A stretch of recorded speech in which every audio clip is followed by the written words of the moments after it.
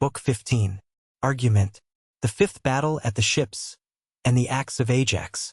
Jupiter, awaking, sees the Trojans repulsed from the trenches, Hector in a swoon, and Neptune at the head of the Greeks. He is highly incensed at the artifice of Juno, who appeases him by her submissions. She is then sent to Iris and Apollo. Juno, repairing to the assembly of the gods, attempts, with extraordinary address, to incense them against Jupiter. In particular, she touches Mars with a violent resentment. He is ready to take arms, but is prevented by Minerva. Iris and Apollo obey the orders of Jupiter. Iris commands Neptune to leave the battle, to which, after much reluctance and passion, he consents. Apollo rainspires Hector with vigor, brings him back to the battle, marches before him with his aegis, and turns the fortune of the fight. He breaks down great part of the Grecian wall. The Trojans rush in and attempt to fire the first line of the fleet, but are, as yet, repelled by the greater Ajax with a prodigious slaughter. Now in swift flight they pass the trench profound, and many a chief lay gasping on the ground, then stopped and panted where the chariots lie, fear on their cheek and horror in their eye. Meanwhile, awakened from his dream of love, on Ida's summit sat imperial Jove. Round the wide fields he cast a careful view. There saw the Trojans fly, the Greeks pursue, these proud in arms, those scattered o'er the plain. And, midst the war, the monarch of the main, not far, great Hector on the dust he spies, his sad associates round with weeping eyes, ejecting blood, and panting yet for breath, his senses wandering to the verge of death. The god beheld him with a pitying look, and thus, incensed, to fraudful Juno spoke, O thou, still adverse to the eternal will, forever studious in promoting ill, thy arts have made the godlike Hector yield, and driven his conquering squadrons from the field. Canst thou, unhappy in thy wiles, withstand our power immense, and brave the almighty hand? Hast thou forgot when, bound and fixed on high, from the vast concave of the spangled sky, I hung thee trembling in a golden chain, and all the raging gods opposed in vain? Headlong I hurled them from the Olympian hall, stunned in the whirl, and breathless with the fall. For godlike Hercules these deeds were done, nor seemed the vengeance worthy such a son. When, by thy wiles induced, fierce Boreas tossed the shipwrecked hero on the Cone coast, him through 1,000 forms of death I bore, and sent to Argos and his native shore. Hear this, remember, and our fury dread, nor pull the unwilling vengeance on thy head, lest arts and blandishments successless prove thy soft deceits and well-dissembled love. The Thunderer spoke. Imperial Juno mourned, and, trembling, these submissive words returned. By every oath that powers immortal ties, the foodful earth and all-enfolding skies, by thy black waves, tremendous Styx, that flow through the drear realms of gliding ghosts below, by the dread honors of thy sacred head, and that unbroken vow, our virgin bed, not by my arts the ruler of the main, steeps Troy in blood, and ranges round the plain.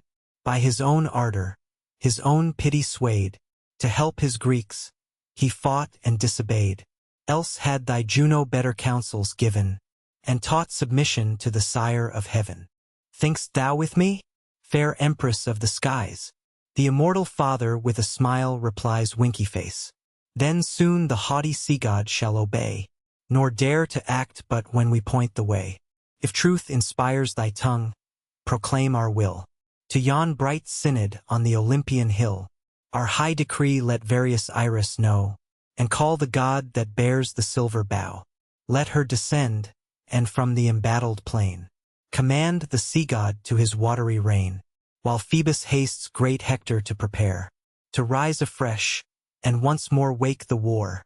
His laboring bosom re-inspires with breath, and calls his senses from the verge of death. Greece chased by Troy, even to Achilles' fleet, shall fall by thousands at the hero's feet. He, not untouched with pity, to the plain, shall send Patroclus, but shall send in vain. What youths he slaughters under Ilion's walls, even my loved son, divine Sarpedon, falls, Vanquished at last by Hector's lance he lies.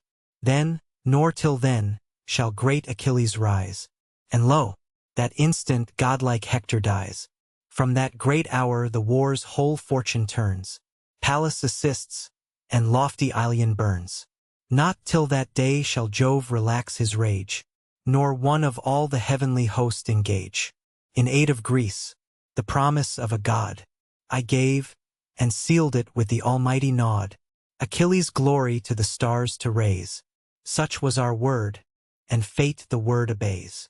The trembling queen, the almighty order given, swift from the Idaean summit shot to heaven, as some wayfaring man who wanders o'er, in thought a length of lands he trod before, sends forth his active mind from place to place, joins hill to dale and measures space with space.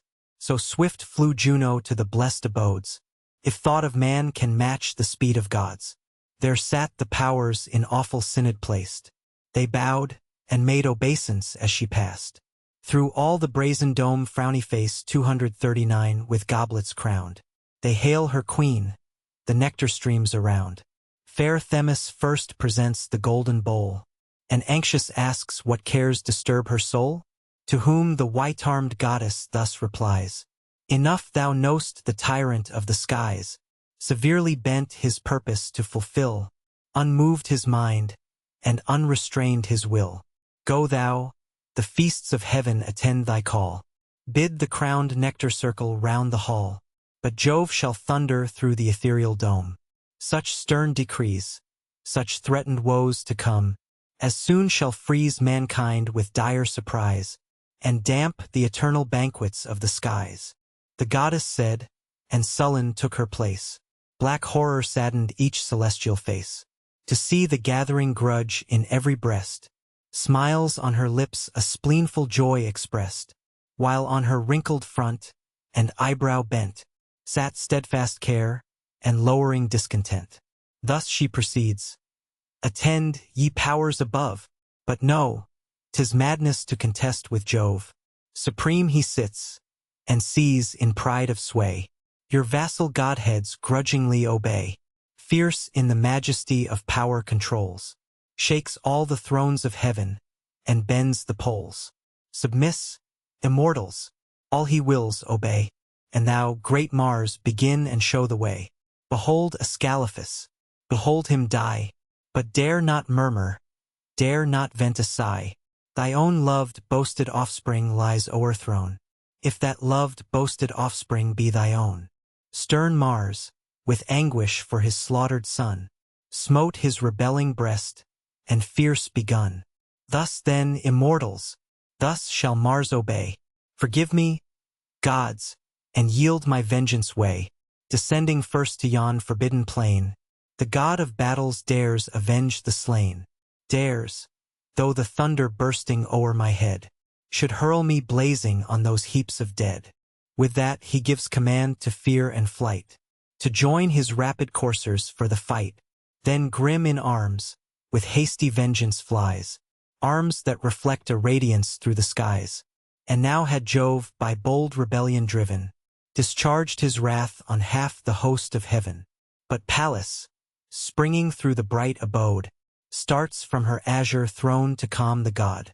Struck for the immortal race with timely fear, from frantic Mars she snatched the shield and spear. Then the huge helmet lifting from his head, thus to the impetuous homicide she said, By what wild passion, furious, art thou tossed? Striv'st thou with Jove? Thou art already lost. Shall not the thunderer's dread command restrain? And was imperial Juno heard in vain? Back to the skies wouldst thou with shame be driven, and in thy guilt involve the host of heaven?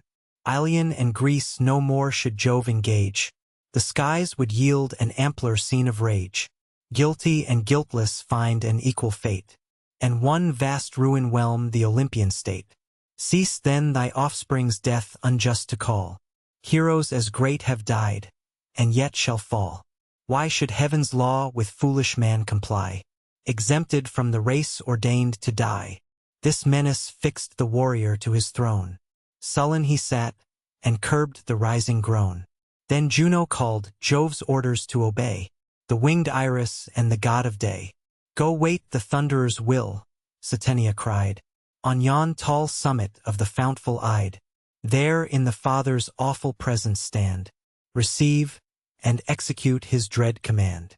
She said, and sat. The god that gilds the day, and various Iris wing their airy way. Swift as the wind, to Ida's hills they came, fair nurse of fountains and of savage game. There sat the Eternal, he whose nod controls the trembling world, and shakes the steady poles.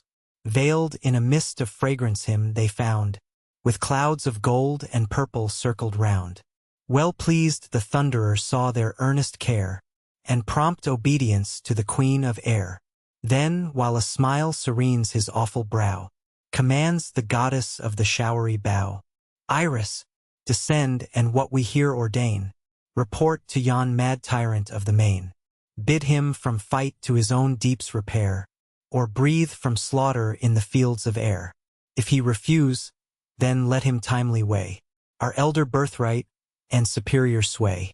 How shall his rashness stand the dire alarms, if heaven's omnipotence descend in arms? Strives he with me, by whom his power was given, and is there equal to the Lord of heaven? The Almighty spoke, the goddess winged her flight, to sacred Iliad from the Idaean height. Swift as the rattling hail, or fleecy snows, drive through the skies, when Boreas fiercely blows. So from the clouds descending Iris falls, and to blue Neptune thus the goddess calls. Attend the mandate of the Sire above. In me behold the messenger of Jove. He bids thee from forbidden wars repair, to thine own deeps, or to the fields of air. This if refused, he bids thee timely weigh his elder birthright and superior sway. How shall thy rashness stand the dire alarms, if heaven's omnipotence descend in arms? Strivest thou with him by whom all power is given? And art thou equal to the Lord of heaven? What means the haughty sovereign of the skies? The king of ocean thus, incensed, replies Winky Face. Rule as he will his portioned realms on high. No vassal god, nor of his train, am I. 3 brother deities from Saturn came, and ancient Rhea, Earth's immortal dame. Assigned by lot our triple rule we know. Infernal Pluto sways the shades below. O'er the wide clouds, and o'er the starry plain, ethereal Jove extends his high domain. My court beneath the hoary waves I keep, and hush the roarings of the sacred deep. Olympus and this earth in common lie. What claim has here the tyrant of the sky? Far in the distant clouds let him control, and awe the younger brothers of the pole. There to his children his commands be given, the trembling, servile, second race of heaven. And must I then, said she, O sire of floods, bear this fierce answer to the king of gods? Correct it yet, and change thy rash intent. A noble mind disdains not to repent. To elder brothers guardian fiends are given, to scourge the wretch insulting them and heaven. Great is the profit, thus the god rejoined, when ministers are blessed with prudent mind. Warned by thy words, to powerful Jove I yield, and quit, though angry, the contended field. Not but his threats with justice I disclaim. The same our honors and our birth the same.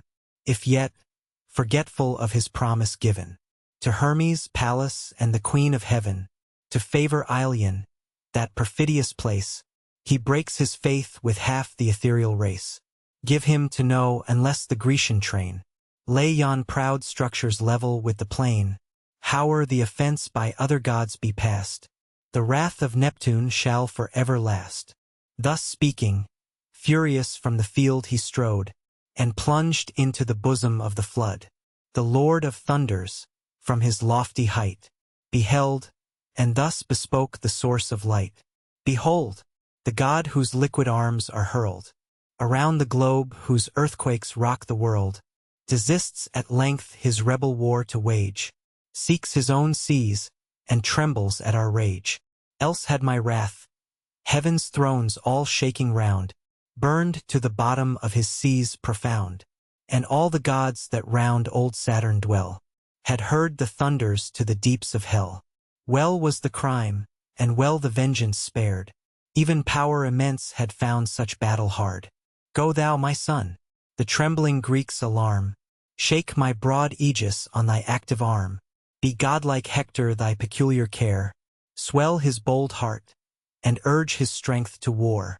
Let Ilion conquer till the Achaean train fly to their ships and Hellespont again. Then Greece shall breathe from toils. The Godhead said, his will divine the son of Jove obeyed. Not half so swift the sailing falcon flies, that drives a turtle through the liquid skies, as Phoebus, shooting from the Idaean brow, glides down the mountain to the plain below. There Hector seated by the stream he sees, his sense returning with the coming breeze. Again his pulses beat, his spirits rise. Again his loved companions meet his eyes. Jove thinking of his pains, they passed away. To whom the god who gives the golden day? Why sits great Hector from the field so far? What grief, what wound, withholds thee from the war? The fainting hero as the vision bright stood shining o'er him, half unsealed his sight. What blessed immortal with commanding breath thus wakens Hector from the sleep of death? Has fame not told how, while my trusty sword bathed Greece in slaughter, and her battle gored, the mighty Ajax with a deadly blow had almost sunk me to the shades below? Even yet, methinks, the gliding ghosts I spy, and hell's black horrors swim before my eye. To him, Apollo, be no more dismayed. See, and be strong. The Thunderer sends thee aid. Behold, thy Phoebus shall his arms employ. Phoebus, propitious still to thee and Troy. Inspire thy warriors then with manly force, and to the ships impel thy rapid horse. Even I will make thy fiery coursers way, and drive the Grecians headlong to the sea. Thus to bold Hector spoke the son of Jove, and breathed immortal ardor from above. As when the pampered steed, with reins unbound, breaks from his stall, and pours along the ground. With ample strokes he rushes to the flood, to bathe his sides, and cool his fiery blood. His head, now freed, he tosses to the skies. His mane disheveled o'er his shoulders flies. He snuffs the females in the well-known plain, and springs, exulting, to his fields again. Urged by the voice divine, thus Hector flew, full of the god, and all his hosts pursue, as when the force of men and dogs combined invade the mountain goat or branching hind. Far from the hunter's rage secure they lie, close in the rock, not fated yet to die. When lo, a lion shoots across the way, they fly, at once the chasers and the prey. So Greece, that late in conquering troops pursued, and marked their progress through the ranks in blood, soon as they see the furious chief appear, forget to vanquish and consent to fear. The warrior spoke, the listening Greeks obey, thickening their ranks and form a deep array. Each Ajax, Teucer, Marion gave command, the valiant leader of the Cretan band, and Mars-like Meges. These the chiefs excite, approach the foe, and meet the coming fight. Behind, unnumbered multitudes attend, to flank the navy and the shores defend. Full on the front the pressing Trojans bear, and Hector first came towering to the war. Phoebus himself the rushing battle led. A veil of clouds involved his radiant head. High held before him Jove's enormous shield. Portentous shone, and shaded all the field. Vulcan to Jove the immortal gift consigned, to scatter hosts and terrify mankind. The Greeks expect the shock, the clamors rise from different parts and mingle in the skies. Dire was the hiss of darts by heroes flung, and arrows leaping from the bowstring sung. These drink the life of generous warriors slain. Those guiltless fall, and thirst for blood in vain. As long as Phoebus bore unmoved the shield, sat doubtful conquest hovering o'er the field. But when aloft he shakes it in the skies, shouts in their ears, and lightens in their eyes, deep horror seizes every Grecian breast. Their force is humbled, and their fear confessed. So flies a herd of oxen, scattered wide, no swain to guard them, and no day to guide. when two fell lions from the mountain come, and spread the carnage through the shady gloom. Impending Phoebus pours around them fear, and Troy and Hector thunder in the rear. Heaps fall on heaps. The slaughter Hector leads, first great Arcesilas, then Stichius bleeds. One to the bold Boeotians ever dear, and one Menesthius' friend and famed compeer. Medon and Iasus, Aeneas sped, this sprang from Phelus, and the Athenians led. But hapless Medon from Oileus came, him Ajax honored with a brother's name, though born of lawless love. From home expelled, a banished man, in Phylace he dwelled, pressed by the vengeance of an angry wife. Troy ends at last his labors and his life. Mecistes next Polydamas o'erthrew, and the brave Clonius great Agenor slew. By Paris, Diaicus inglorious dies, pierced through the shoulder as he basely flies. Polite's arm laid Echius on the plain. Stretched on one heap, the victors spoil the slain. The Greeks dismayed, confused, disperse or fall. Some seek the trench, some skulk behind the wall. While these fly trembling, others pant for breath, and o'er the slaughter stalks gigantic death. On rushed bold Hector, gloomy as the night, forbids to plunder, animates the fight, points to the fleet. For by the gods, who flies? 240. Who dares but linger, by this hand he dies. No weeping sister his cold eye shall close, no friendly hand his funeral pyre compose. Who stops to plunder at this signal hour, the birds shall tear him, and the dogs devour. Furious he said. The smarting scourge resounds, the coursers fly, the smoking chariot bounds, the hosts rush on. Loud clamors shake the shore, the horses thunder, earth and ocean roar.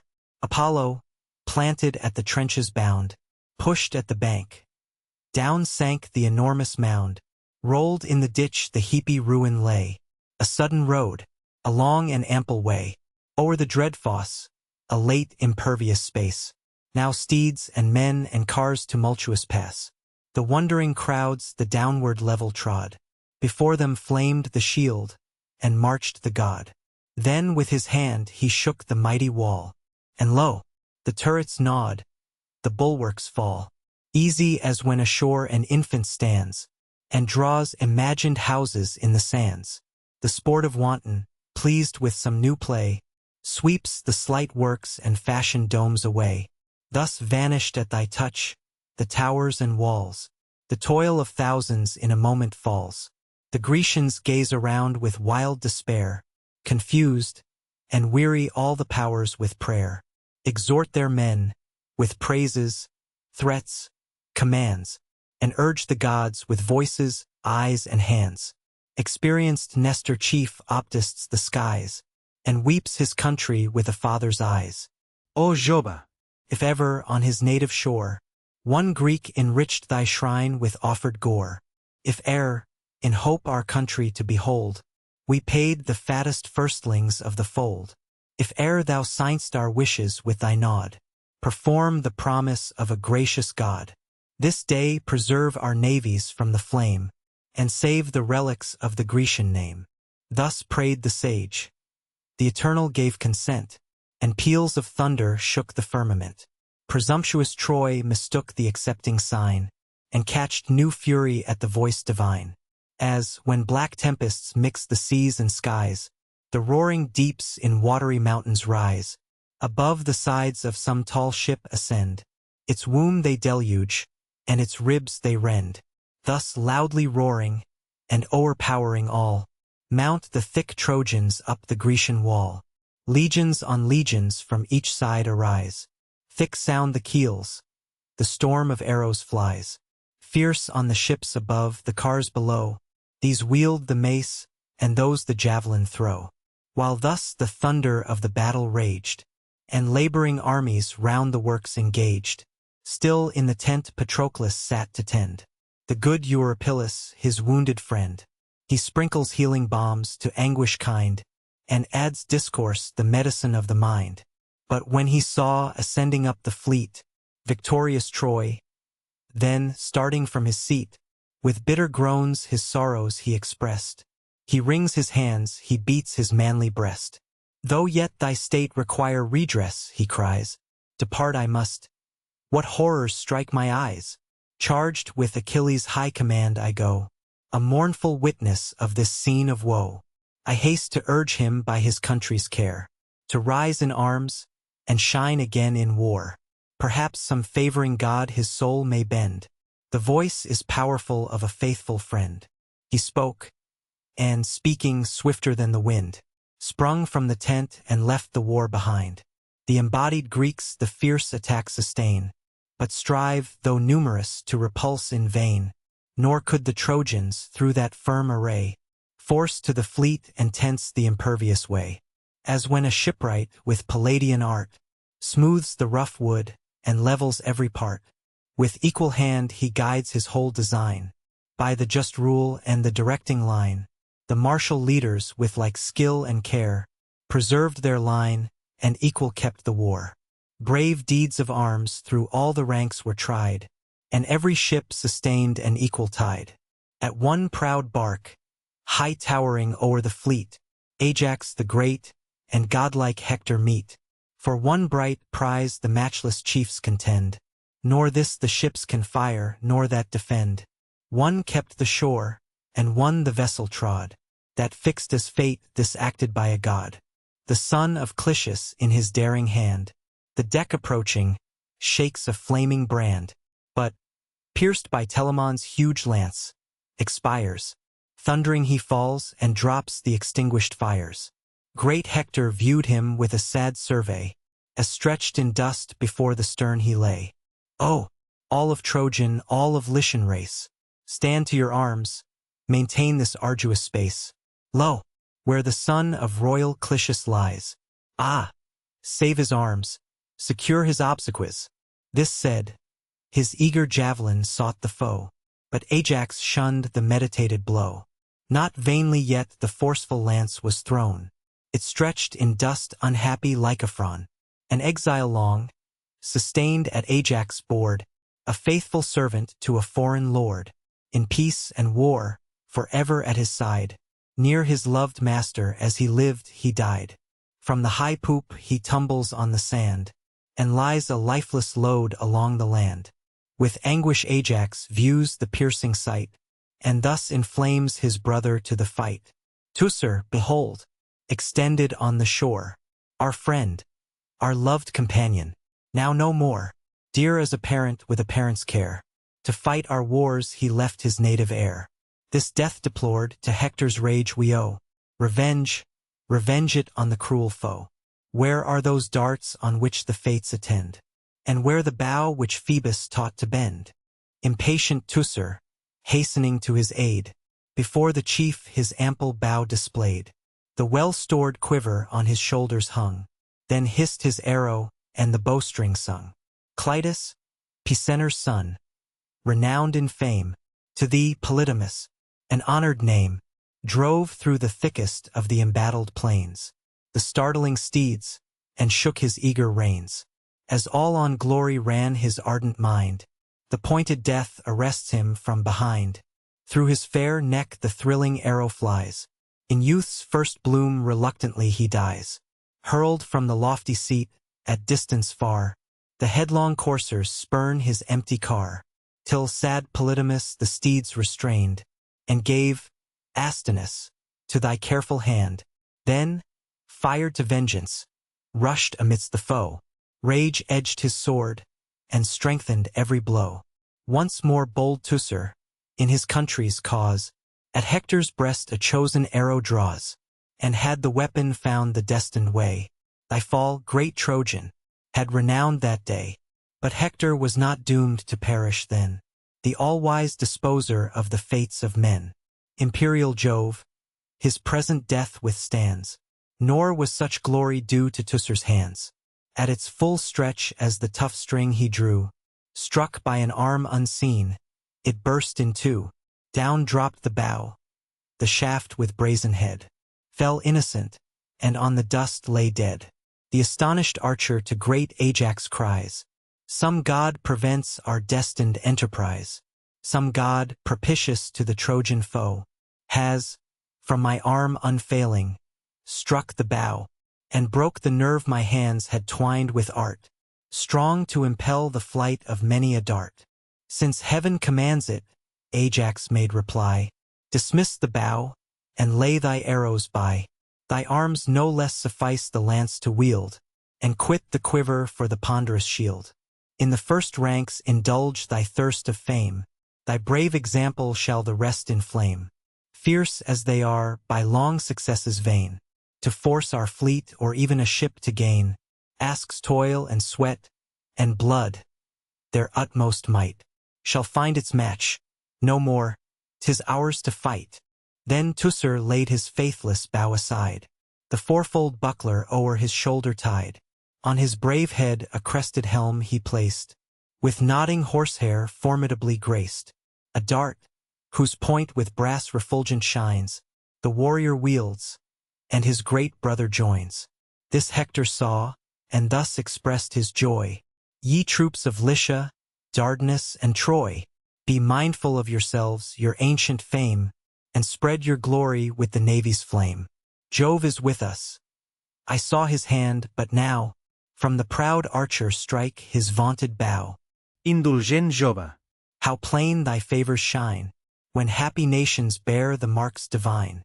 How easy then to see the sinking state of realms accursed, deserted, reprobate.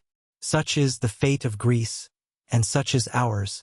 Behold, ye warriors, and exert your powers. Death is the worst, a fate which all must try, and for our country, 'tis a bliss to die. The gallant man, though slain in fight he be, yet leaves his nation safe, his children free, entails a debt on all the grateful state. His own brave friends shall glory in his fate, his wife live honored, all his race succeed, and late posterity enjoy the deed. This roused the soul in every Trojan breast. The godlike Ajax next his Greeks addressed. How long, ye warriors of the Argive race, to generous Argos what a dire disgrace! How long on these cursed confines will ye lie, yet undetermined, or to live or die? What hopes remain, what methods to retire, if once your vessels catch the Trojan fire? Mark how the flames approach, how near they fall, how Hector calls, and Troy obeys his call. Not to the dance that dreadful voice invites, calls to death and all the rage of fights. 'Tis now no time for wisdom or debates. To your own hands are trusted all your fates, and better far in one decisive strife, one day should end our labor or our life, than keep this hard-got inch of barren sands, still pressed, and pressed by such inglorious hands. The listening Grecians feel their leader's flame, and every kindling bosom pants for fame. Then mutual slaughters spread on either side. By Hector here the Phocian Schedius died. There, pierced by Ajax, sunk Laodamas, chief of the foot of old Antenor's race. Polydamas laid Ottus on the sand, the fierce commander of the Epean band. His lance bold Meges at the victor threw. The victor, stooping, from the death withdrew. That valued life, O Phoebus, was thy care, but Croesmus' bosom took the flying spear. His corpse fell bleeding on the slippery shore. His radiant arms triumphant Meges bore. Dolops, the son of Lampus, rushes on, sprung from the race of old Laomedon, and famed for prowess in a well-fought field. He pierced the center of his sounding shield. But Meges, Phyleus' ample breastplate wore, well known in fight on Celis' winding shore. For King Euphetes gave the golden mail, compact and firm with many a jointed scale, which oft in cities stormed and battles won, had saved the father, and now saves the son. Full at the Trojan's head he urged his lance, where the high plumes above the helmet dance, new tinged with Tyrian dye. In dust below, shorn from the crest, the purple honors glow. Meantime their fight the Spartan king surveyed, and stood by Meges' side a sudden aid. Through Dolops' shoulder urged his forceful dart, which held its passage through the panting heart, and issued at his breast, with thundering sound. The warrior falls, extended on the ground. In rush the conquering Greeks to spoil the slain. But Hector's voice excites his kindred train. The hero most from Hystan sprung, fierce Melanippus, gallant, brave and young. He ere to Troy the Grecians crossed the main, fed his large oxen on Percotes plain. But when oppressed, his country claimed his care, returned to Ilion and excelled in war. For this, in Priam's court he held his place, beloved no less than Priam's royal race. Him Hector singled as his troops he led, and thus inflamed him, pointing to the dead. Lo, Melanippus! Lo, where Dolops lies, and is it thus our royal kinsman dies? Ermachd he falls, to two at once a prey, and lo, they bear the bloody arms away. Come on! A distant war no longer wage, but hand to hand thy country's foes engage, till Greece at once, and all her glory end, or Ilion from her towery height descend, heaved from the lowest stone, and bury all in one sad sepulchre, one common fall. Hector, this said, rushed forward on the foes. With equal ardor Melanippus glows. Then Ajax thus, O Greeks, respect your fame, respect yourselves, and learn an honest shame. Let mutual reverence mutual warmth inspire, and catch from breast to breast the noble fire. On valor's side the odds of combat lie. The brave live glorious, or lamented die. The wretch that trembles in the field of fame meets death, and worse than death, eternal shame. His generous sense he not in vain imparts. It sunk, and rooted in the Grecian hearts. They join, they throng, they thicken at his call, and flank the navy with a brazen wall. Shields touching shields in order blaze above, and stop the Trojans though impelled by Jove. The fiery Spartan first, with loud applause, warms the bold son of Nestor in his cause. Is there, he said, in arms a youth like you, so strong to fight, so active to pursue? Why stand you distant, nor attempt a deed? Lift the bold lance, and make some Trojan bleed. He said, and backward to the lines retired. Forth rushed the youth with martial fury fired, beyond the foremost ranks. His lance he threw, and round the black battalions cast his view. The troops of Troy recede with sudden fear, while the swift javelin hissed along in air. Advancing Melanippus met the dart, with his bold breast, and felt it in his heart. Thundering he falls, his falling arms resound, and his broad buckler rings against the ground. The victor leaps upon his prostrate prize. Thus on a roe the well-breathed beagle flies, and rends his side, fresh bleeding with the dart. The distant hunter sent into his heart, observing Hector to the rescue flew. Bold as he was, Antilochus withdrew. So when a savage, ranging o'er the plain, has torn the shepherd's dog, or shepherd's swain, while conscious of the deed, he glares around, and hears the gathering multitude resound. Timely he flies the yet untasted food, and gains the friendly shelter of the wood. So fears the youth. All Troy with shouts pursue, while stones and darts in mingled tempest flew. But entered in the Grecian ranks he turns, his manly breast and with new fury burns. Now on the fleet the tides of Trojans drove, fierce to fulfill the stern decrees of Jove, the sire of gods, confirming Thetis' prayer. The Grecian ardor quenched in deep despair, but lifts to glory Troy's prevailing bands, swells all their hearts, and strengthens all their hands. On Ida's top he waits with longing eyes, to view the navy blazing to the skies. Then, nor till then, the scale of war shall turn. The Trojans fly, and conquered Ilion burn. These fates revolved in his almighty mind. He raises Hector to the work designed, bids him with more than mortal fury glow, and drives him, like a lightning, on the foe. So Mars, when human crimes for vengeance call, shakes his huge javelin, and whole armies fall. Not with more rage a conflagration rolls, wraps the vast mountains and involves the poles. He foams with wrath. Beneath his gloomy brow, like fiery meteors his red eyeballs glow. The radiant helmet on his temple burns, waves when he nods, and lightens as he turns. For Jove his splendor round the chief had thrown, and cast the blaze of both the hosts on one. Unhappy glories! For his fate was near, due to stern Pallas and Pelides' spear. Yet Jove deferred the death he was to pay, and gave what fate allowed, the honors of a day. Now all on fire for fame, his breast, his eyes, burn at each foe and single every prize. Still at the closest ranks, the thickest fight, he points his ardor, and exerts his might. The Grecian phalanx, moveless as a tower, on all sides battered, yet resists his power. So some tall rock o'erhangs the hoary main. 241. By winds assailed, by billows beat in vain, unmoved it hears, above, the tempest blow, and sees the watery mountains break below. Girt in surrounding flames he seems to fall, like fire from Jove, and bursts upon them all. Bursts as a wave that from the cloud impends, and, swelled with tempests, on the ship descends. White are the decks with foam. The winds aloud howl o'er the masts, and sing through every shroud.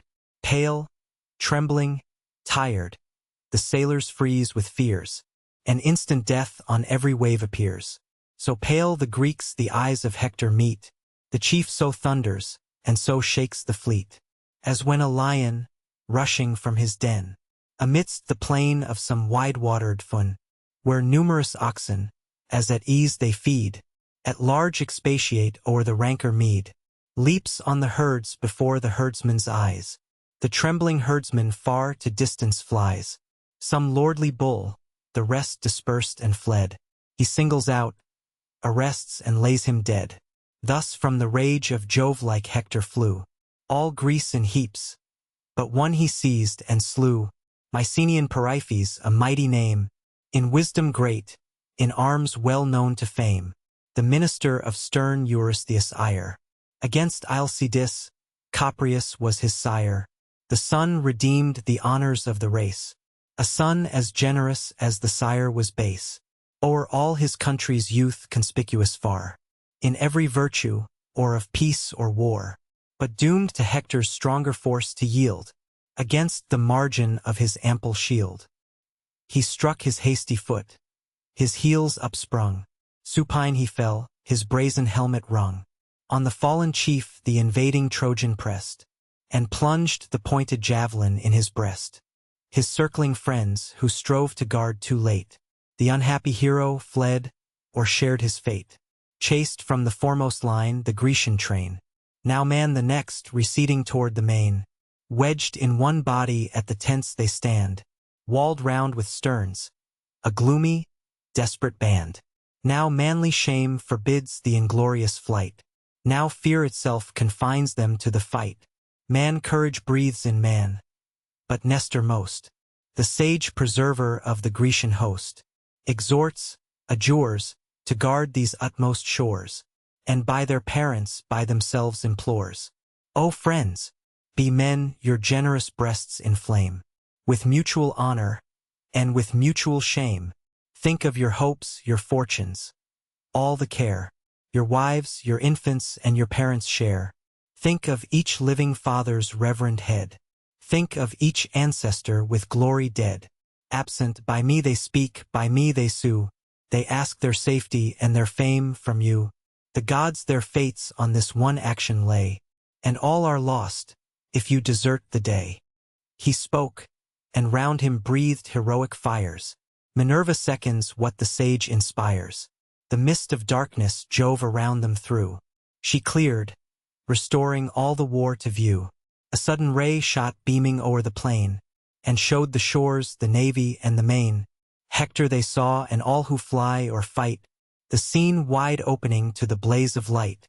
First of the field great Ajax strikes their eyes, his port majestic and his ample size, a ponderous mace with studs of iron crowned, full 20 cubits long, he swings around, nor fights like others fixed to certain stands, but looks a moving tower above the bands. High on the decks with vast gigantic stride, the godlike hero stalks from side to side. So when a horseman from the watery mead, skilled in the manage of the bounding steed, drives 4 fair coursers, practiced to obey, to some great city through the public way. Safe in his art, as side by side they run, he shifts his seat, and vaults from one to one. And now to this and now to that he flies, admiring numbers follow with their eyes. From ship to ship thus Ajax swiftly flew, no less the wonder of the warring crew. As furious Hector thundered threats aloud, and rushed and raged before the Trojan crowd. Then swift invades the ships, whose beaky prores lay ranked contiguous on the bending shores. So the strong eagle from his airy height, who marks the swan's or crane's embodied flight, stoops down impetuous while they light for food, and, stooping, darkens with his wings the flood. Jove leads him on with his almighty hand, and breathes fierce spirits in his following band. The warring nations meet, the battle roars, thick beats the combat on the sounding prores. Thou wouldst have thought, so furious was their fire, no force could tame them, and no toil could tire, as if new vigor from new fights they won, and the long battle was but then begun. Greece, yet unconquered, kept alive the war, secure of death, confiding in despair. Troy in proud hopes already viewed the main, bright with the blaze and red with heroes slain. Like strength is felt from hope and from despair, and each contends as his were all the war. 'Twas thou, bold Hector, whose resistless hand first seized a ship on that contested strand, the same which dead Protesilaus bore, 242, the first that touched the unhappy Trojan shore. For this in arms the warring nations stood, and bathed their generous breasts with mutual blood. No room to poise the lance or bend the bow, but hand to hand, and man to man they grow. Wounded, they wound, and seek each other's hearts. With falchions, axes, swords, and shortened darts. The falchions ring, shields rattle, axes sound. Swords flash in air, or glitter on the ground. With streaming blood the slippery shores are dyed, and slaughtered heroes swell the dreadful tide. Still raging, Hector with his ample hand grasps the high stern, and gives this loud command. Haste, bring the flames. That toil of 10 long years is finished, and the day desired appears. This happy day with acclamations greet, bright with destruction of yon hostile fleet. The coward counsels of a timorous throng of reverend dotards checked our glory long. Too long Jove lulled us with lethargic charms, but now in peals of thunder calls to arms. In this great day he crowns our full desires, wakes all our force, and seconds all our fires. He spoke, the warriors at his fierce command pour a new deluge on the Grecian band. Even Ajax paused, so thick the javelins fly, stepped back, and doubted or to live or die. Yet where the oars are placed he stands to wait. What chief approaching dares attempt his fate? Even to the last his naval charge defends. Now shakes his spear, now lifts, and now protends. Even yet, the Greeks with piercing shouts inspires, amidst attacks and deaths and darts and fires. O friends! O heroes! Names forever dear, once sons of Mars and thunderbolts of war. Ah! Yet be mindful of your old renown, your great forefathers' virtues and your own. What aids expect you in this utmost strait? What bulwarks rising between you and fate? No aids, no bulwarks your retreat attend, no friends to help, no city to defend. This spot is all you have to lose or keep. There stand the Trojans, and here rolls the deep. 'Tis hostile ground you tread, your native lands. Far, far from hence, your fates are in your hands. Raging he spoke, nor further wastes his breath, but turns his javelin to the work of death. Whatever bold Trojan armed his daring hands against the sable ships with flaming brands, so well the chief his naval weapon sped. The luckless warrior at his stern lay dead. Full 12 the boldest in a moment fell, sent by great Ajax to the shades of hell. Book 16. Argument. The 6th battle, the axe and death of Patroclus. Patroclus, in pursuance of the request of Nestor in the 11th book, entreats Achilles to suffer him to go to the assistance of the Greeks with Achilles' troops and armor. He agrees to it, but at the same time charges him to content himself with rescuing the fleet, without further pursuit of the enemy. The armor, horses, soldiers, and officers are described. Achilles offers a libation for the success of his friend, after which Patroclus leads the Myrmidons to battle. The Trojans, at the sight of Patroclus in Achilles' armor, taking him for that hero, are cast into the uttermost consternation. He beats them off from the vessels, Hector himself flies, Sarpedon is killed, though Jupiter was averse to his fate. Several other particulars of the battle are described, in the heat of which Patroclus, neglecting the orders of Achilles, pursues the foe to the walls of Troy, where Apollo repulses and disarms him, Euphorbus wounds him, and Hector kills him, which concludes the book. So warred both armies on the ensanguined shore, while the black vessels smoked with human gore. Meantime Patroclus to Achilles flies, the streaming tears fall copious from his eyes. Not faster, trickling to the plains below, from the tall rock the sable waters flow. Divine Pelides, with compassion moved, thus spoke, indulgent, to his best beloved frowny face 243. Patroclus, say, what grief thy bosom bears, that flows so fast in these unmanly tears? No girl, no infant whom the mother keeps, from her loved breast, with fonder passion weeps. Not more the mother's soul, that infant warms, clung to her knees, and reaching at her arms, than thou hast mine. O tell me, to what end thy melting sorrows thus pursue thy friend? Grievest thou for me, or for my martial band? Or come sad tidings from our native land? Our fathers live, our first, most tender care. Thy good Menoetius breathes the vital air, and hoary Peleus yet extends his days, pleased in their age to hear their children's praise. Or may some meaner cause thy pity claim, perhaps yon relics of the Grecian name, doomed in their ships to sink by fire and sword, and pay the forfeit of their haughty lord? Whatever the cause, reveal thy secret care, and speak those sorrows which a friend would share. A sigh that instant from his bosom broke, another followed, and Patroclus spoke. Let Greece at length with pity touch thy breast, thyself a Greek, and once of Greeks the best. Lo, every chief that might her fate prevent, lies pierced with wounds, and bleeding in his tent. Eurypylus, Tydides, Atreus' son, and wise Ulysses at the navy groan, more for their country's wounds than for their own. Their pain soft arts of pharmacy can ease, thy breast alone no lenitives appease. May never rage like thine my soul enslave, O great in vain, and profitably brave, thy country slighted in her last distress. What friend, what man, from thee shall hope redress?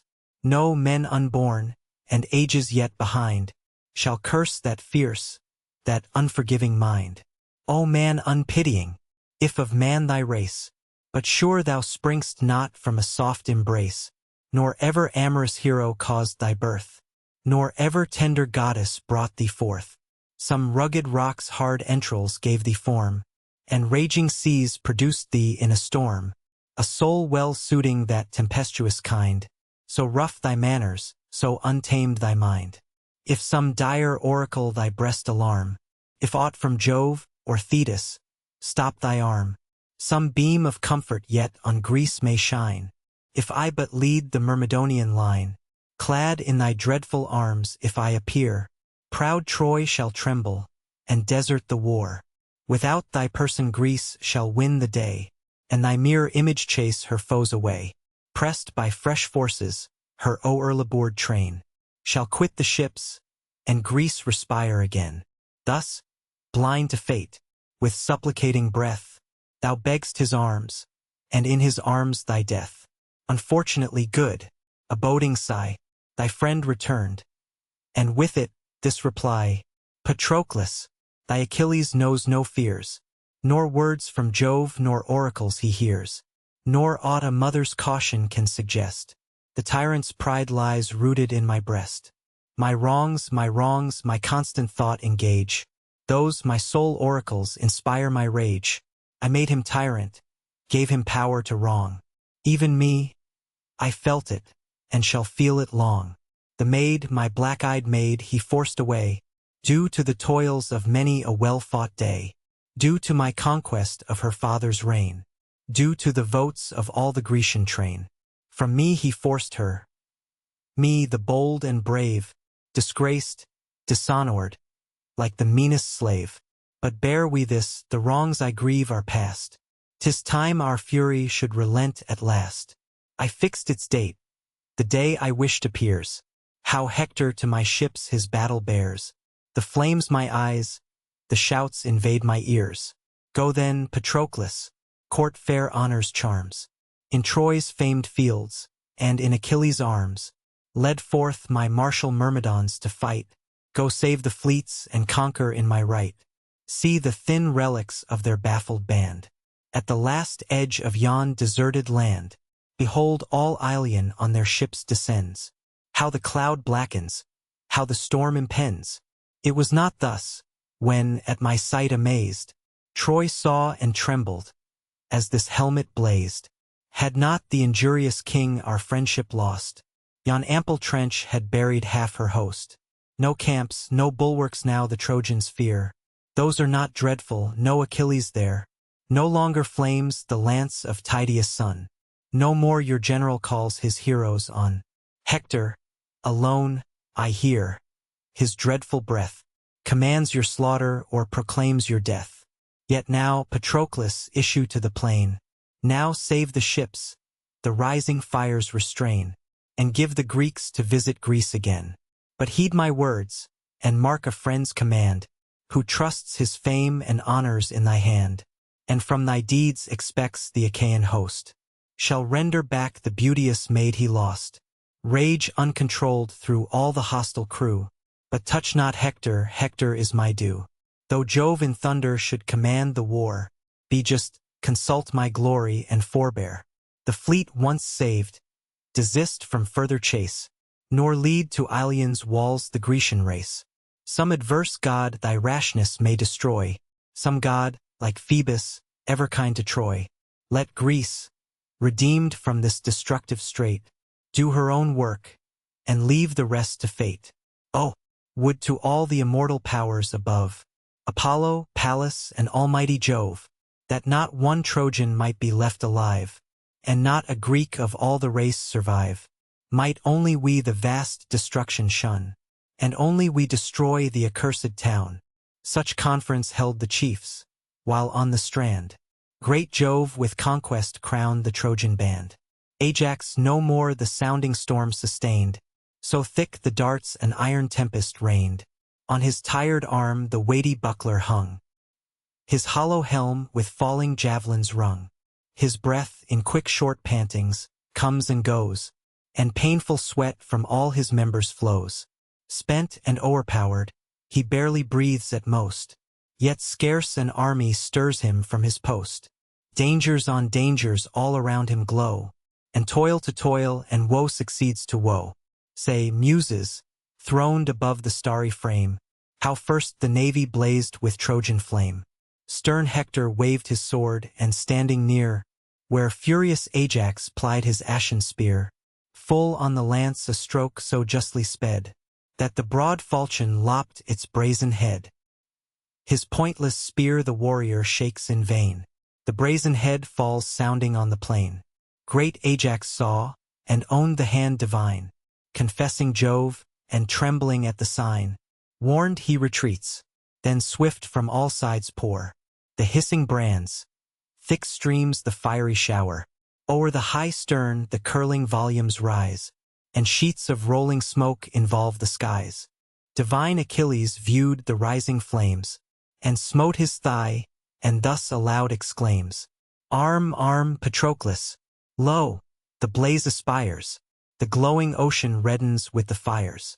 Arm, ere our vessels catch the spreading flame. Arm, ere the Grecians be no more a name. I haste to bring the troops. The hero said, the friend with ardor and with joy obeyed. He cased his limbs in brass, and first around, his manly legs with silver buckles bound, the clasping greaves, then to his breast applies, the flaming cuirass of 1,000 dyes, Emblazed with studs of gold his falchion shone. In the rich belt as in a starry zone, Achilles' shield his ample shoulders spread. Achilles' helmet nodded o'er his head. Adorned in all his terrible array, he flashed around intolerable day. Alone untouched, Pelides' javelin stands, not to be poised but by Pelides' hands. From Pelion's shady brow the plant entire, old Chiron rent, and shaped it for his sire, whose son's great arm alone the weapon wields, the death of heroes and the dread of fields. The brave Automedon, an honored name, the second to his lord in love and fame, in peace his friend and partner of the war. The winged coursers harnessed to the car, Xanthus and Balius of immortal breed, sprung from the wind and like the wind in speed, whom the winged harpy, swift Podarge, bore. By Zephyr pregnant on the breezy shore, swift Pedasus was added to their side. Once great Aeacians, now Achilles' pride, who, like in strength, in swiftness, and in grace, a mortal courser matched the immortal race. Achilles speeds from tent to tent, and warms his hardy Myrmidons to blood and arms. All breathing death, around the chief they stand, a grim, terrific, formidable band, grim as voracious wolves, that seek the springs. 244. When scalding thirst their burning bowels rings, when some tall stag, fresh slaughtered in the wood, has drenched their wide insatiate throats with blood, to the black fount they rush, a hideous throng, with paunch distended, and with lolling tongue. Fire fills their eye, their black jaws belch the gore, and gorged with slaughter still they thirst for more. Like furious, rushed the Myrmidonian crew, such their dread strength, and such their deathful view. High in the midst the great Achilles stands, directs their order and the war commands. He, loved of Jove, had launched for Ilion's shores, full 50 vessels, manned with 50 oars. 5 chosen leaders the fierce bands obey, himself supreme in valor, as in sway. First marched Menestheus of celestial birth, derived from thee, whose waters wash the earth. Divine Sperchius, Jove-descended flood, a mortal mother mixing with a god. Such was Menestheus, but miscalled by fame, the son of Boris, that espoused the dame. Uterus next, whom Polymele the gay, famed in the graceful dance, produced today. Her, sly Selenius loved. On her would gaze, as with swift step she formed the running maze. To her high chamber from Diana's choir, the god pursued her, urged, and crowned his fire. The son confessed his father's heavenly race, and aired his mother's swiftness in the chase. Strong Echecleus, blessed in all those charms that pleased a god, succeeded to her arms. Not conscious of those loves, long hid from fame, with gifts of price he sought and won the dame. Her secret offspring to her sire she bare. Her sire caressed him with a parent's care. Pisander followed, matchless in his art, to wing the spear or aim the distant dart. No hand so sure of all the Amathian line, or if a surer, great Patroclus, thine. The 4th by Phoenix' grave command was graced. Laerces' valiant offspring led the last. Soon as Achilles with superior care had called the chiefs, and ordered all the war, this stern remembrance to his troops he gave. Ye far-famed Myrmidons, ye fierce and brave, think with what threats you dared the Trojan throng. Think what reproach these ears endured so long. Stern son of Peleus, thus ye used to say, while restless, raging, in your ships you lay, O nursed with gall, unknowing how to yield, whose rage defrauds us of so famed a field. If that dire fury must forever burn, what make we here? Return? Ye chiefs, return. Such were your words. Now, warriors, grieve no more. Lo there the Trojans. Bathe your swords in gore. This day shall give you all your soul demands, glut all your hearts, and weary all your hands. Thus while he roused the fire in every breast, close and more close the listening cohorts pressed. Ranks wedged in ranks, of arms a steely ring, still grows and spreads and thickens round the king. As when a circling wall the builder forms, of strength defensive against wind and storms, compacted stones the thickening work compose, and round him wide the rising structure grows. So helm to helm, and crest to crest they throng, shield urged on shield, and man drove man along. Thick, undistinguished plumes, together joined, float in one sea, and wave before the wind. Far o'er the rest in glittering pomp appear, their bold automaton, Patroclus here, brothers in arms, with equal fury fired, two friends, two bodies with one soul inspired. But mindful of the gods, Achilles went to the rich coffer in his shady tent. There lay on heaps his various garments rolled, and costly furs and carpets stiff with gold, the presence of the silver-footed dame. From thence he took a bowl of antique frame, which never man had stained with ruddy wine, nor raised in offerings to the power divine. But Peleus' son, and Peleus' son to none, had raised in offerings but to Jove alone.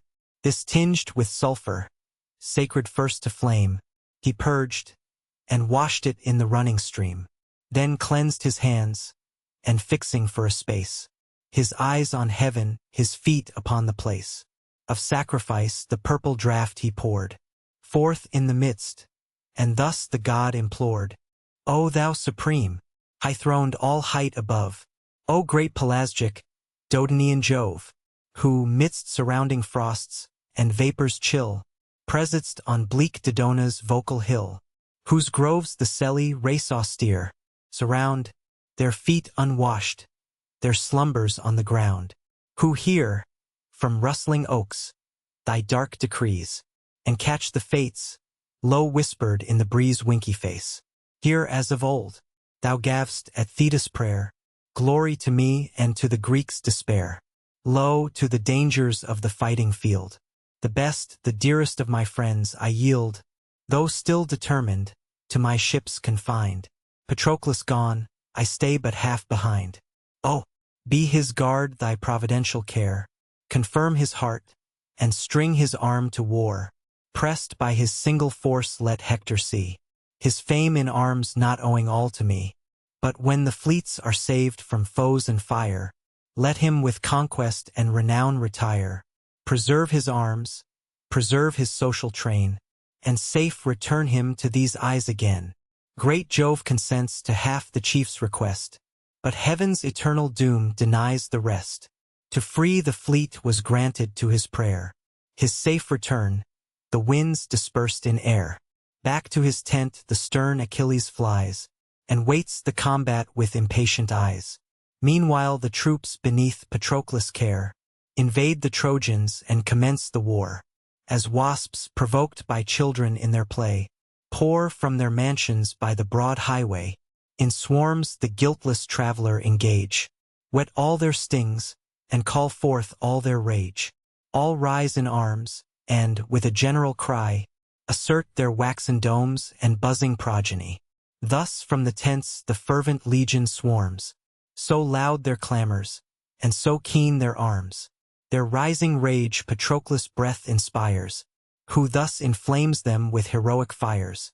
O warriors, partners of Achilles' praise, be mindful of your deeds in ancient days. Your godlike master let your acts proclaim, and add new glories to his mighty name. Think your Achilles sees you fight. Be brave, and humble the proud monarch whom you save. Joyful they heard, and kindling as he spoke, flew to the fleet involved in fire and smoke. From shore to shore the doubling shouts resound. The hollow ships return a deeper sound. The war stood still, and all around them gazed, when great Achilles' shining armor blazed. Troy saw and thought the dread Achilles nigh. At once they see, they tremble, and they fly. Then first thy spear, divine Patroclus, flew, where the war raged and where the tumult grew, close to the stern of that famed ship which bore unblessed Protesilaus to Ilion's shore. The great Paeonian, bold Pyrrhus stood, who led his bands from Axius' winding flood winky face. His shoulder blade receives the fatal wound, the groaning warrior pants upon the ground. His troops, that see their country's glory slain, fly diverse, scattered o'er the distant plain. Patroclus' arm forbids the spreading fires, and from the half-burned ship proud Troy retires. Cleared from the smoke the joyful navy lies. In heaps on heaps the foe tumultuous flies. Triumphant Greece her rescued decks ascends, and loud acclaim the starry region rends. So when thick clouds enwrap the mountain's head, o'er heaven's expanse like one black ceiling spread, sudden the thunderer with a flashing ray bursts through the darkness, and lets down the day.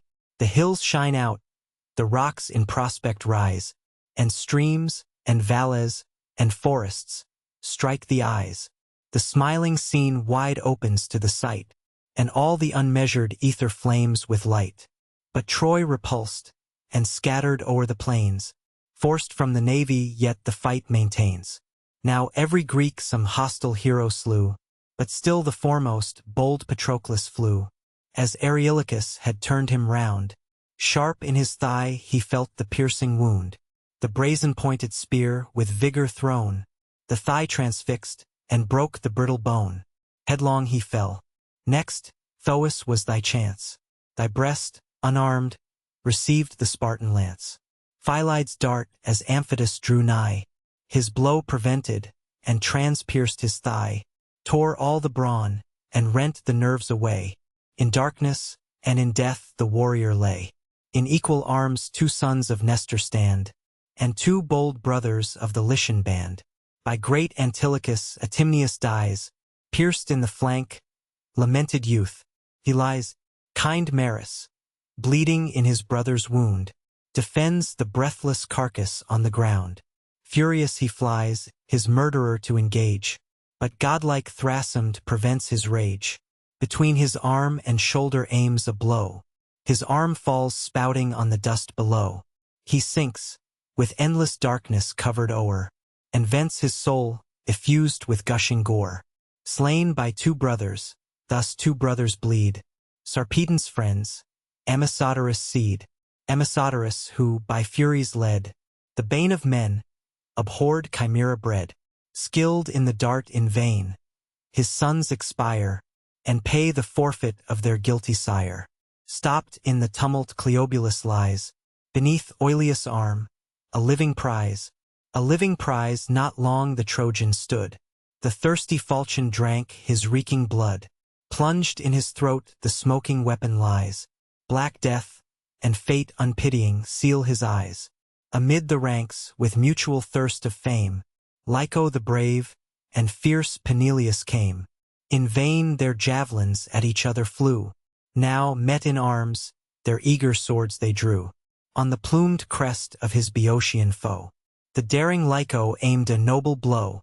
The sword broke short, but his Peneleus sped, full on the juncture of the neck and head. The head, divided by a stroke so just, hung by the skin, the body sunk to dust. Taken Nemas by Marion bleeds, pierced through the shoulder as he mounts his steeds. Back from the car he tumbles to the ground, his swimming eyes eternal shades surround. Next Aramas was doomed his fate to feel. His open mouth received the Cretan steel. Beneath the brain the point a passage tore, crashed the thin bones, and drowned the teeth in gore. His mouth, his eyes, his nostrils pour a flood. He sobs his soul out in the gush of blood. As when the flocks neglected by the swain, or kids or lambs, lie scattered o'er the plain. A troop of wolves the unguarded charge survey, and rend the trembling, unresisting prey. Thus on the foe the Greeks impetuous came. Troy fled, unmindful of her former fame. But still at Hector godlike Ajax aimed. Still, pointed at his breast, his javelin flamed. The Trojan chief, experienced in the field, o'er his broad shoulders spread the massy shield. Observed the storm of darts the Grecians pour, and on his buckler caught the ringing shower. He sees for Greece the scale of conquest rise, yet stops and turns and saves his loved allies. As when the hand of Jove a tempest forms, and rolls the cloud to blacken heaven with storms. Dark o'er the fields the ascending vapor flies, and shades the sun, and blots the golden skies. So from the ships, along the dusky plain, dire flight and terror drove the Trojan train. Even Hector fled, through heads of disarray. The fiery coursers forced their lord away, while far behind his Trojans fall confused, wedged in the trench, in one vast carnage bruised. Chariots on chariots roll, the clashing spokes shock, while the madding steeds break short their yokes. In vain they labor up the steepy mound, their charioteers lie foaming on the ground. Fierce on the rear, with shouts Patroclus flies, tumultuous clamor fills the fields and skies.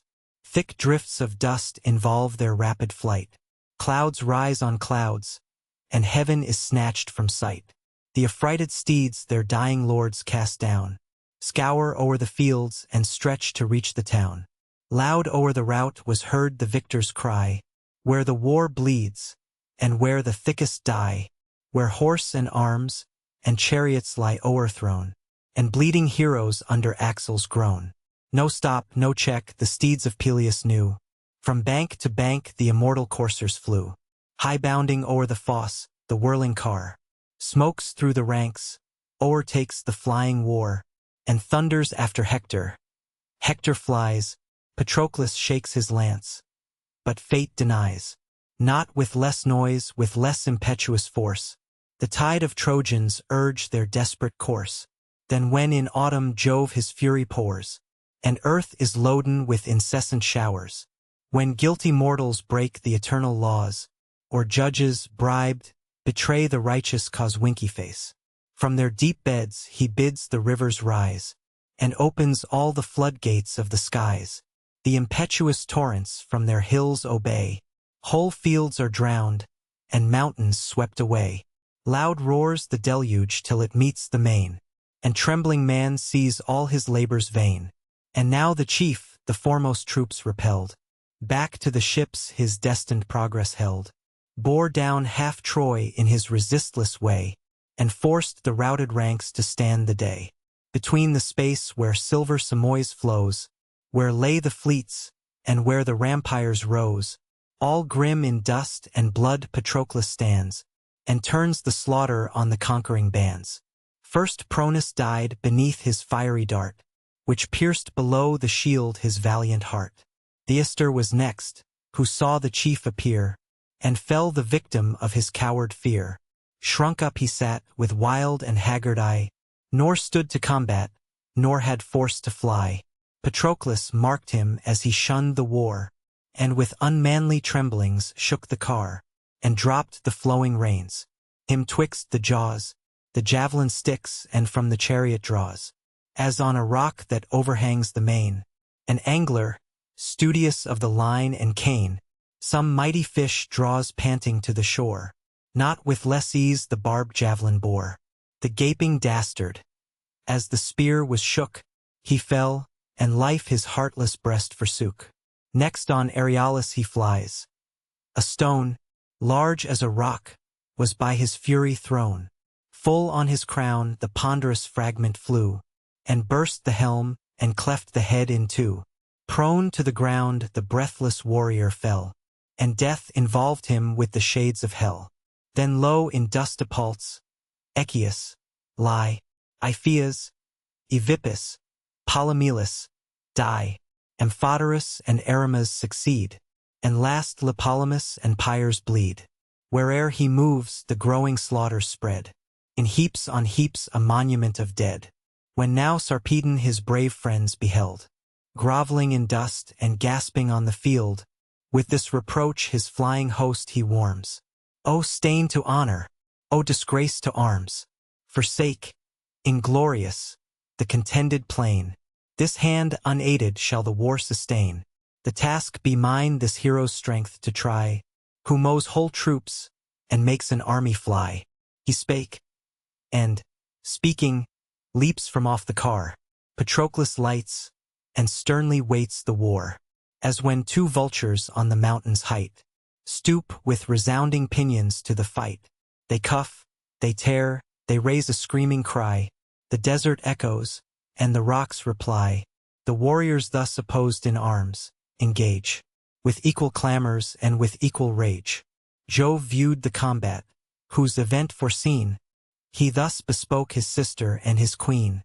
The hour draws on, the destinies ordain. 245. My godlike son shall press the Phrygian plain. Already on the verge of death he stands. His life is owed to fierce Patroclus' hands. What passions in a parent's breast debate? Say, shall I snatch him from impending fate, and send him safe to Lycia distant far, from all the dangers and the toils of war? Or to his doom my bravest offspring yield, and fatten, with celestial blood, the field? Then thus the goddess with the radiant eyes. What words are these, O sovereign of the skies? Short is the date prescribed to mortal man. Shall Jove for one extend the narrow span, whose bounds were fixed before his race began? How many sons of gods, foredoomed to death, before proud Ilion must resign their breath? Were thine exempt, debate would rise above, and murmuring powers condemn their partial Jove. Give the bold chief a glorious fate in fight, and when the ascending soul has winged her flight, let sleep and death convey, by thy command, the breathless body to his native land. His friends and people to his future praise, a marble tomb and pyramid shall raise, and lasting honors to his ashes give. His fame, 'tis all the dead can have, shall live. She said. The cloud compeller, overcome, assents to fate and ratifies the doom. Then touched with grief, the weeping heavens distilled a shower of blood o'er all the fatal field. The god, his eyes averting from the plain, laments his son, predestined to be slain. Far from the Lycian shores his happy native reign. Now met in arms, the combatants appear. Each heaved the shield, and poised the lifted spear. From strong Patroclus' hand the javelin fled, and past the groin of valiant Thrasymed. The nerves unbraced no more his bulk sustain. He falls, and falling bites the bloody plain. Two sounding darts the Lycian leader threw. The first aloof with erring fury flew. The next transpierced Achilles' mortal steed, the generous Pedasus of Theban breed. Fixed in the shoulder's joint, he reeled around, rolled in the bloody dust, and pawed the slippery ground. His sudden fall the entangled harness broke. Each axle crackled, and the chariot shook, when bold Automedon to disengage the starting coursers and restrain their rage, divides the traces with his sword, and freed the encumbered chariot from the dying steed. The rest move on, obedient to the rein. The car rolls slowly o'er the dusty plain. The towering chiefs to fiercer fight advance, and first Sarpedon whirled his weighty lance, which o'er the warrior's shoulder took its course, and spent in empty air its dying force. Not so Patroclus' never-erring dart. Aimed at his breast it pierced a mortal part, where the strong fibers bind the solid heart. Then as the mountain oak or poplar tall, or pine fit mast for some great admiral, nods to the axe till with a groaning sound, it sinks, and spreads its honors on the ground. Thus fell the king, and laid on earth supine, before his chariot stretched his form divine. He grasped the dust distained with streaming gore, and, pale in death, lay groaning on the shore. So lies a bull beneath the lion's paws, while the grim savage grinds with foamy jaws the trembling limbs, and sucks the smoking blood. Deep groans, and hollow roars, rebel low through the wood. Then to the leader of the Lycian band, the dying chief addressed his last command. Glaucus, be bold. Thy task be first to dare the glorious dangers of destructive war, to lead my troops to combat at their head, incite the living and supply the dead. Tell them I charge them with my latest breath, not unrevenged to bear Sarpedon's death. What grief, what shame, must Glaucus undergo, if these spoiled arms adorn a Grecian foe? Then as a friend and as a warrior fight, defend my body, conquer in my right, that, taught by great examples, all may try, like thee to vanquish or like me to die. He ceased. The fates suppressed his laboring breath, and his eyes darkened with the shades of death. the insulting victor with disdain best rode. The prostrate prince, and on his bosom trod, then drew the weapon from his panting heart, the reeking fibers clinging to the dart. From the wide wound gushed out a stream of blood, and the soul issued in the purple flood. His flying steeds the Myrmidons detain, unguided now, their mighty master slain. All impotent of aid, transfixed with grief, unhappy Glaucus heard the dying chief. His painful arm yet useless with the smart, inflicted late by Teucer's deadly dart. Supported on his better hand he stayed. To Phoebus then, 'twas all he could, he prayed. All-seeing monarch, whether Lycia's coast, or sacred Ilion, thy bright presence boast, powerful alike to ease the wretch's smart. Oh, hear me, God of every healing art. Lo, stiff with clotted blood, and pierced with pain, that thrills my arm, and shoots through every vein, I stand unable to sustain the spear, and sigh at distance from the glorious war. Low in the dust is great Sarpedon laid, nor Jove vouchsafed his hapless offspring aid. But thou, O God of health, thy succor lend, to guard the relics of my slaughtered friend. For thou, though distant, canst restore my might, to head my Lycians, and support the fight. Apollo heard, and, suppliant as he stood, his heavenly hand restrained the flux of blood. He drew the dolours from the wounded part, and breathed a spirit in his rising heart. Renewed by art divine the hero stands, and owns the assistance of immortal hands. First to the fight his native troops he warms, then loudly calls on Troy's vindictive arms. With ample strides he stalks from place to place. Now fires Agenor, now Polydamas, Aeneas next, and Hector he accosts, inflaming thus the rage of all their hosts. What thoughts, regardless chief, thy breast employ? O too forgetful of the friends of Troy, those generous friends who, from their country far, breathe their brave souls out in another's war. See, where in dust the great Sarpedon lies, in action valiant and in counsel wise, who guarded right and kept his people free, to all his Lycians lost, and lost to thee, stretched by Patroclus' arm on yonder plains. O save from hostile rage his loved remains. Let not Greece his conquered trophies boast, nor on his course revenge her heroes lost. He spoke. Each leader in his grief partook. Troy at the loss, through all her legions shook. Transfixed with deep regret, they view o'erthrown, at once his country's pillar, and their own. A chief, who led to Troy's beleaguered wall. A host of heroes, and outshine them all. Fired, they rush on. First Hector seeks the foes, and with superior vengeance greatly glows. But o'er the dead the fierce Patroclus stands, and rousing Ajax, roused the listening bands. Heroes, be men. Be what you were before, or weigh the great occasion and be more. The chief who taught our lofty walls to yield, lies pale in death extended on the field. To guard his body Troy in numbers flies. 'Tis half the glory to maintain our prize. Haste, strip his arms, the slaughter round him spread, and send the living Lycians to the dead. The heroes kindle at his fierce command. The martial squadrons close on either hand. Here Troy and Lycia charge with loud alarms. Thessalia there and Greece oppose their arms. With horrid shouts they circle round the slain. The clash of armor rings o'er all the plain.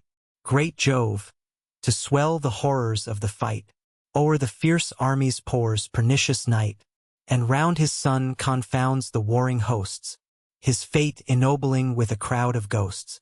Now Greece gives way, and great Epigeius falls, Agaclius' son, from Butium's lofty walls, who chased for murder thence a suppliant came, to Peleus, and the silver-footed dame, now sent to Troy Achilles' arms to aid. He pays due vengeance to his kinsman's shade. Soon as his luckless hand had touched the dead, a rock's large fragment thundered on his head. Hurled by Hectorian force it cleft in twain his shattered helm, and stretched him o'er the slain. Fierce to the van of fight Patroclus came, and, like an eagle darting at his game, sprung on the Trojan and the Lycian band.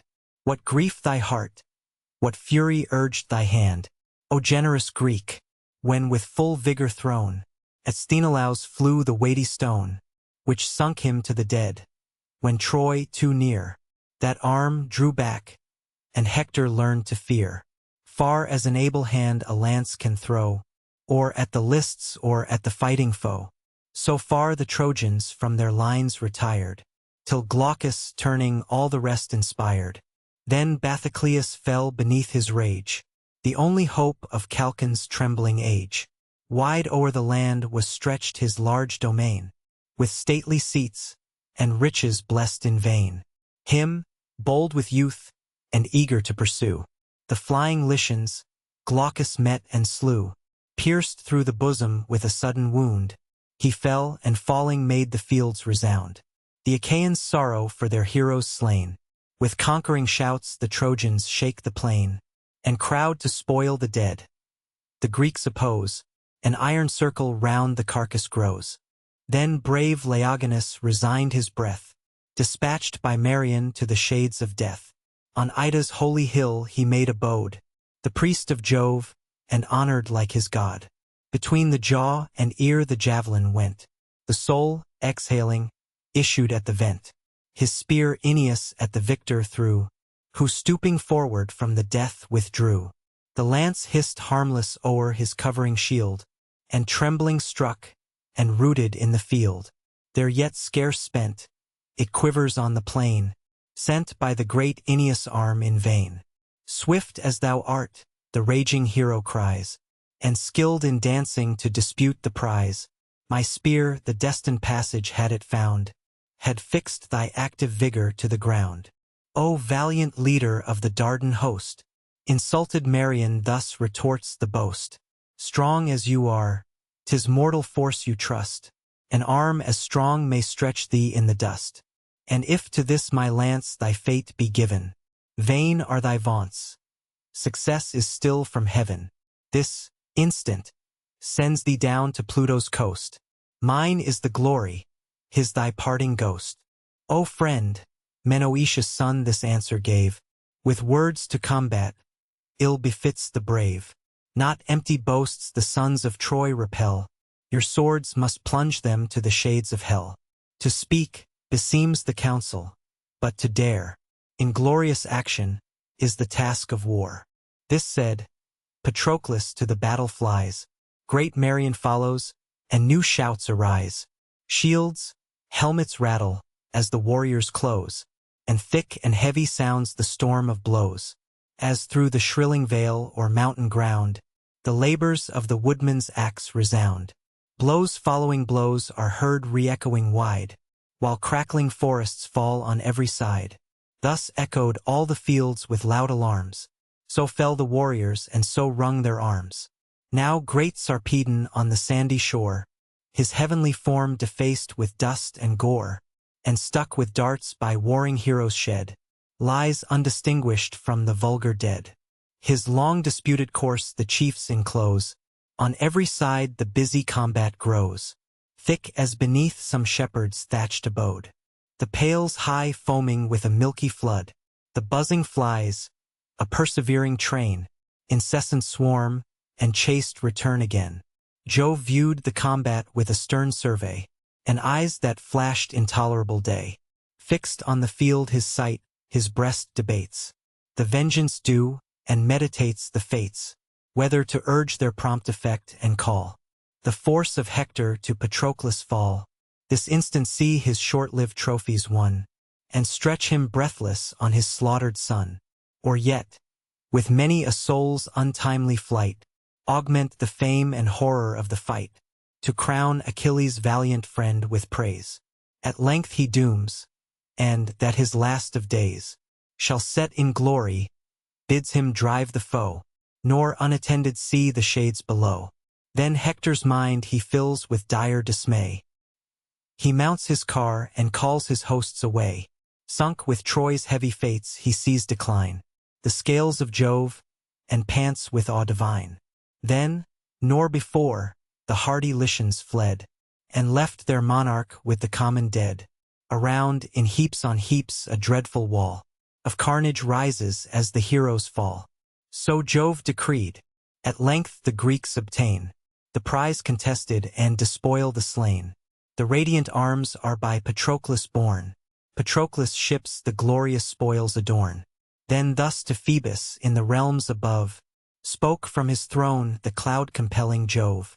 Descends, my Phébus. On the Phrygian plain, and from the fight convey Sarpedon slain.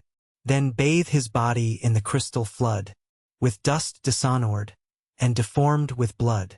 O'er all his limbs ambrosial odors shed, and with celestial robes adorn the dead. Those rites discharged, his sacred course bequeath to the soft arms of silent sleep and death. They to his friends the immortal charge shall bear. His friends a tomb and pyramid shall rear. What honor mortals after death receive, those unavailing honors we may give. Apollo bows, and from Mount Ida's height, swift to the field precipitates his flight. Thence from the war the breathless hero bore, veiled in a cloud, to silver Samoi's shore. There bathed his honorable wounds and dressed his manly members in the immortal vest, and with perfumes of sweet ambrosial dews, restores his freshness, and his form renews. Then sleep and death, two twins of winged race, of matchless swiftness, but of silent pace, received Sarpedon at the god's command, and in a moment reached the Lycian land. The course amidst his weeping friends they laid, where endless honors wait the sacred shade. Meanwhile Patroclus pours along the plains, with foaming coursers and with loosened reins. Fierce on the Trojan and the Lycian crew, a blind to fate, thy headlong fury flew, against what fate and powerful Jove ordain. Vain was thy friend's command, thy courage vain, for he, the god, whose counsels uncontrolled, dismay the mighty, and confound the bold.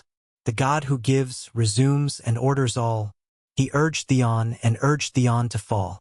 Who first, brave hero, by that arm was slain, who last beneath thy vengeance pressed the plain, when heaven itself thy fatal fury led, and called to fill the number of the dead? Adrestus first, Autonous then succeeds, Echeclus follows. Next young Megas bleeds, Epistor, Melanippus bite the ground, the slaughter Elasus and Mulius crowned. Then sunk Pilartes to eternal night, the rest, dispersing, trust their fates to flight. Now Troy had stooped beneath his matchless power, but flaming Phoebus kept the sacred tower. Thrice at the battlements Patroclus strook wink, with a frown 246. His blazing aegis thrice Apollo shook. He tried the fourth, when, bursting from the cloud, a more than mortal voice was heard aloud. Patroclus, cease! This heaven-defended wall defies thy lance, not fated yet to fall. Thy friend, thy greater far, it shall withstand. Troy shall not stoop even to Achilles' hand. So spoke the god who darts celestial fires. The Greek obeys him and with awe retires, while Hector, checking at the Scaean gates, his panting coursers in his breast debates, or in the field his forces to employ, or draw the troops within the walls of Troy. Thus while he thought, beside him Phoebus stood, in Asia's shape, who reigned by Sangar's flood. Thy brother Hecuba, from Dymas sprung, a valiant warrior, haughty, bold, and young winky face. Thus he accosts him. What a shameful sight! God, is it Hector that forbears the fight? Were thine my vigor this successful spear, should soon convince thee of so false a fear.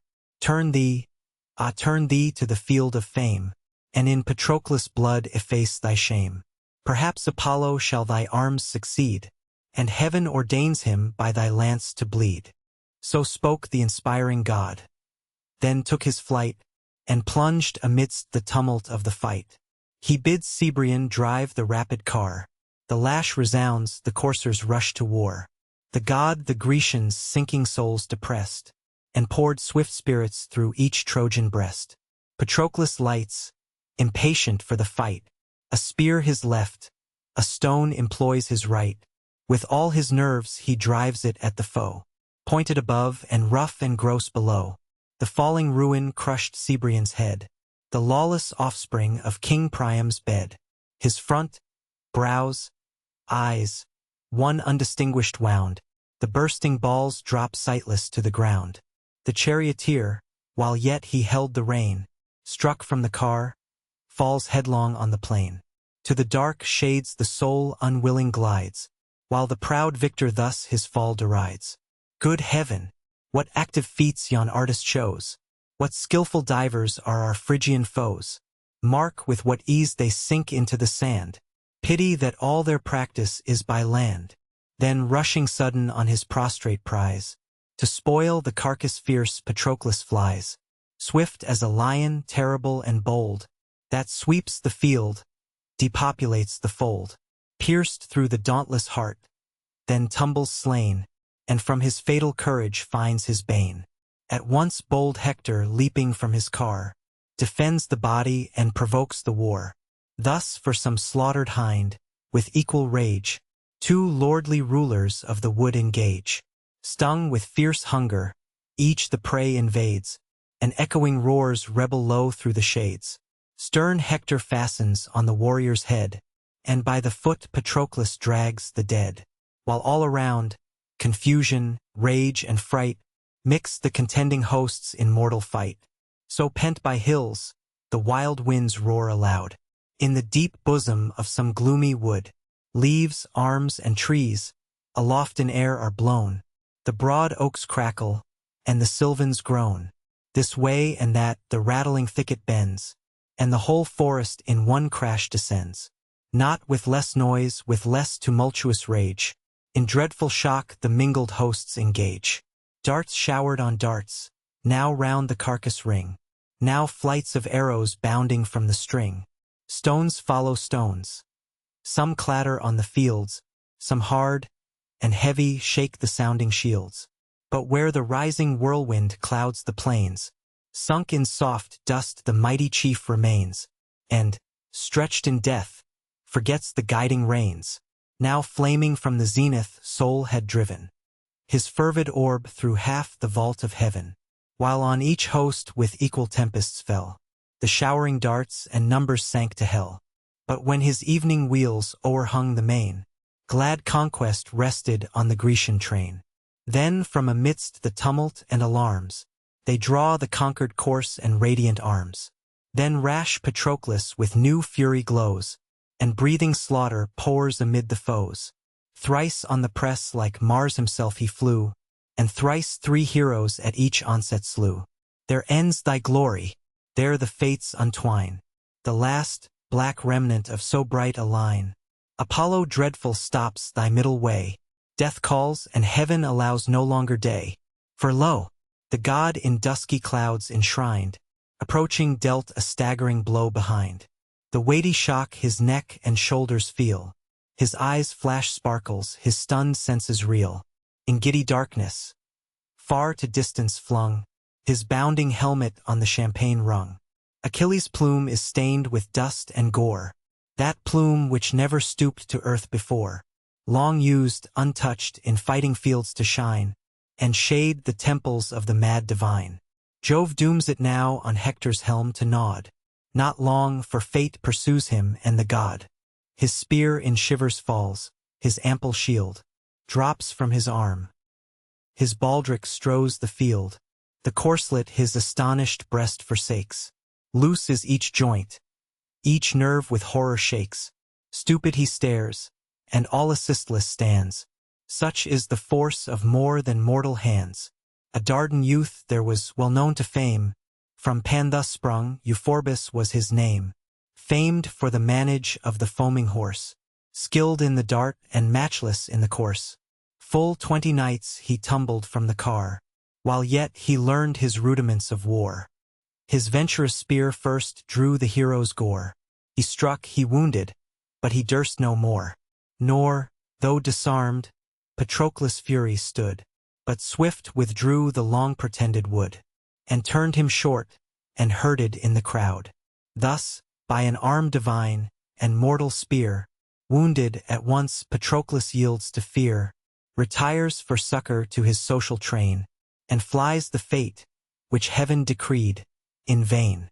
Stern Hector, as the bleeding chief he views, breaks through the ranks, and his retreat pursues. The lance arrests him with a mortal wound. He falls, earth thunders, and his arms resound. With him all Greece was sunk. That moment all her yet surviving heroes seemed to fall. So, scorched with heat, along the desert score, the roaming lion meets a bristly boar, fast by the spring. They both dispute the flood, with flaming eyes, and jaws besmeared with blood. At length the sovereign savage wins the strife, and the torn boar resigns his thirst and life. Patroclus thus, so many chiefs o'erthrown, so many lives effused, expires his own. As dying now at Hector's feet he lies, he sternly views him, and triumphant cries, "Lie there, Patroclus, and with thee the joy thy pride once promised of subverting Troy, the fancied scenes of Ilion wrapped in flames, and thy soft pleasures served with captive dames. Unthinking man, I fought those towers to free, and guard that beauteous race from lords like thee. But thou a prey to vultures shalt be made. Thy own Achilles cannot lend thee aid, though much at parting that great chief might say, and much enjoin thee this important day. Return not, my brave friend, perhaps he said, without the bloody arms of Hector dead."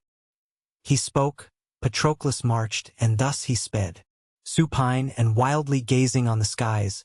With faint, expiring breath, the chief replies, "Vain boaster, cease, and know the powers divine.